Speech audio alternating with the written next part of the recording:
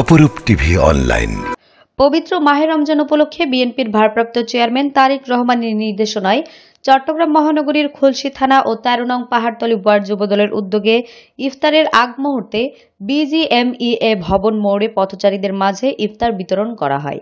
এতে প্রধান অতিথি হিসেবে উপস্থিত ছিলেন চট্টগ্রাম মহানগর যুবদলের সাবেক সভাপতি মোশাররফ হোসেন দীপ্তি, চট্টগ্রাম মহানগর ছাত্রদলের সাবেক সহসভাপতি আমজাদ আহসান, মহানগর যুবদলের সাবেক সহসভাপতি আজমুল হুদা রিঙ্কু, বিএনপি নেতা ইঞ্জিনিয়ার মেজবাউদ্দিন রাজু, নগর যুবদলের সাবেক যুগ্ম সম্পাদক হাবিবুর রহমান মাসুম, খুলশী থানা যুবদলের সাবেক আহ্বায়ক হেলাল হোসেন হেলাল, মোহাম্মদ শাহিদ, সুমন, নুরু, সালাউদ্দিন, মিজান, আনু, ১৪ নং ওয়ার্ডের সাবেক যুবদলের আহ্বায়ক জহিরুল ইসলাম জহির সহ আরও অনেকেই উপস্থিত ছিলেন।